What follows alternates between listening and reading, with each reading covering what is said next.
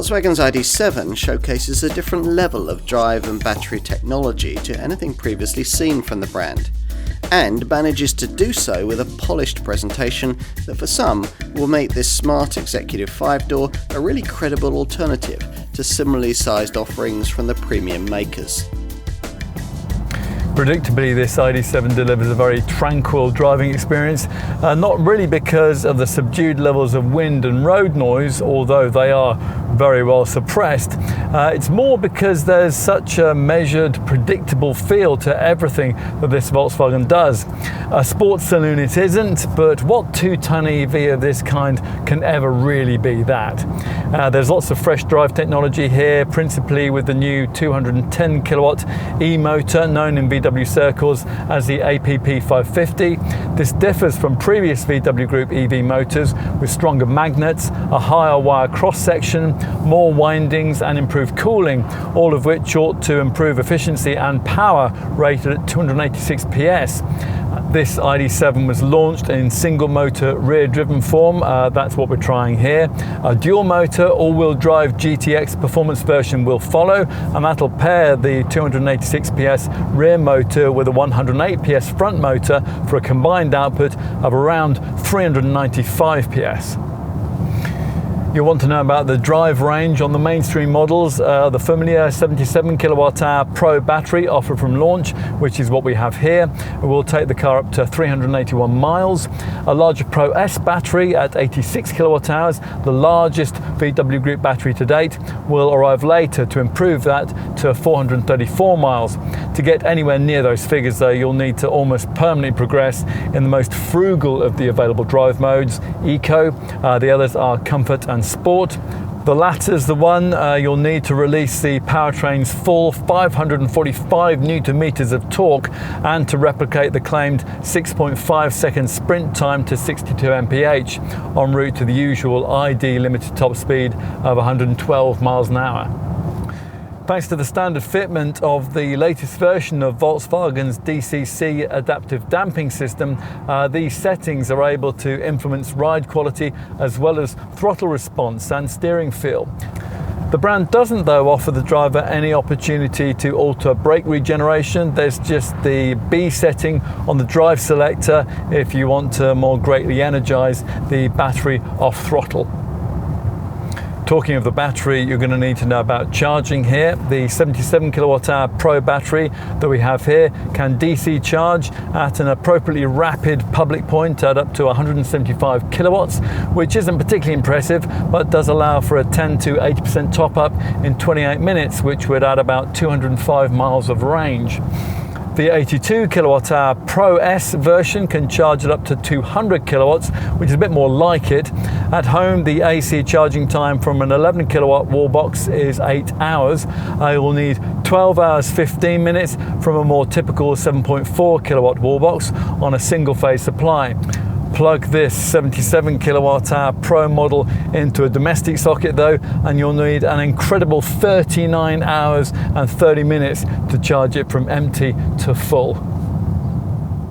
After its experience with the Phaeton, Volkswagen seems reluctant to create another super-sized saloon. So like its combustion counterpart, the Arteon, this ID.7 adopts two 5-door body shapes, this fastback 5-door hatch and an alternative Tourer estate. Both are slippery, particularly this fastback with its sloping black roof, raked windscreen, floating flush pillars and short overhangs, delivering a super sleek 0.23 CD drag coefficient. It's not particularly arresting looking as a design. One writer described its visual vibe as a collaboration between Hertz, Avis, Sixt and Europcar. And it's certainly true that if you took away the badge work, you might struggle to guess the brand. But it is neat, smart and quite upmarket in its own way. The sporty flat windscreen frame and the striking coupe-like C-pillar are profile hallmarks here, and across the range the roof and roof pillars always come finished in high gloss black, while the roof frame strips have an aluminium look.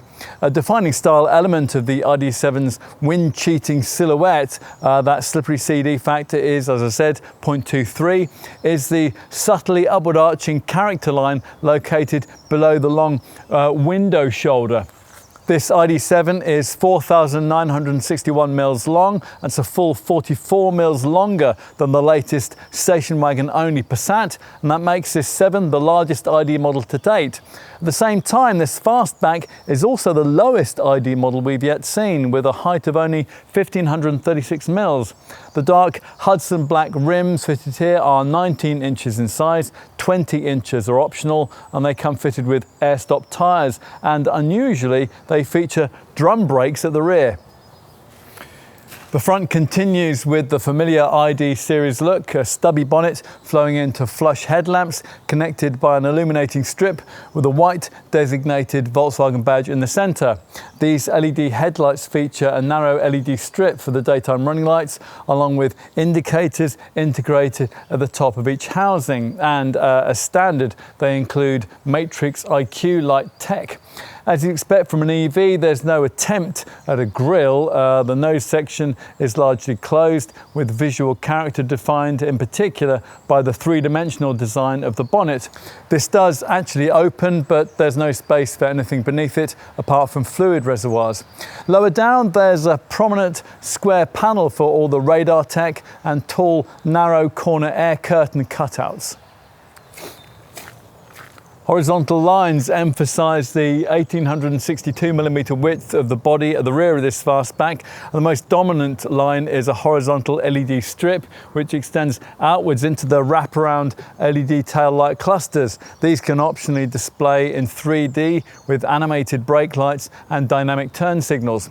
Another distinctive feature involves the middle area of this LED strip, which is white and changes to red only when the ID.7's lights are activated. As this car accelerates past lesser EVs, Volkswagen hopes that the powerful impression will be created by the bumper and the diffuser beneath it, both of which have a high gloss black paint finish. Of course, what's more important here is what you can't see, the MEB electrified platform that all other ID models also use, although it features in a more bespoke form here. So let's take a look inside. The door handles, they're flush to the bodywork, although they don't spring out to meet you as you approach. Now, a disappointment of early ID models lay with the often complex and usually less than ergonomic design of their cabins. But Volkswagen says it's listened to those criticisms and has responded, and this is the result. A lot's clearly been learnt by Volkswagen in creating this cabin, and it's a big improvement on anything we've seen from an ID model before. The interior is dominated by this huge high-mounted 15-inch central screen with completely redeveloped MIB software. It's much easier to use than previous ID infotainment setups, and it works with a really intuitive IDA voice control system. I've found several search results. The brand still doesn't seem to like decently sized instrument screens, but the tiny monitor provided instead doesn't really need to be that much larger, because it has been supplemented by a standard and a really detailed augmented reality head-up display, which Volkswagen would prefer that you looked at instead. The brand's useful ID light feature, that's strips of light under the windscreen there, which illuminate in different colours to signal drive or safety functions. Well, that's quite helpful. We aren't, though, especially keen on the trendy smart air vents, which rather annoyingly can only be angled via the central touchscreen here. And Volkswagen still persists with these fiddly little sliders for volume and climate control. But the ergonomics, they're very sound, the materials used feel high-end, and the ErgoActive seats, well, they're brilliantly supportive, just as good as you'd find in any much pricier EV of this sort from BMW or Mercedes. Right, time to look in the rear, and this is the part of the ID.7 that might really sell it to you. A 6-footer will be very comfortable behind a front seat occupant of the same size, and because there's a flat floor here, you can fit 3 adults without a problem, although the central occupant might object a little to this slightly raised middle cushion. Let's finish as usual with a look at the boot, accessed via this power-operated tailgate. This hatch rises to reveal a broad hatchback opening and an enormous 532-litre boot. But if you need more room, the lack of a versatile 40-20-40 split-folding backrest, kind of thing you get with the rival BMW i4, is offset by this standard ski hatch that allows you to push long items between 2 rear-seated passengers.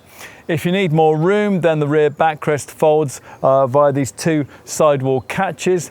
If more space is regularly required, then you'll need the alternative Tourer Estate body shape, of course. That has a 545-litre boot, and it's extendable to 1,714 litres with everything folded. The VW Group's all-electric MEB platform wasn't really developed for luxury cars, but on this evidence, it does a pretty good job in underpinning one. Basically, what's on offer here is just about everything you'll get from a Mercedes EQE or a BMW i5 in the pricier class above for an awful lot less. This 7 is a fitting ID flagship, and it's a sign to rivals that the VW Group's EV technology is really getting into its stride.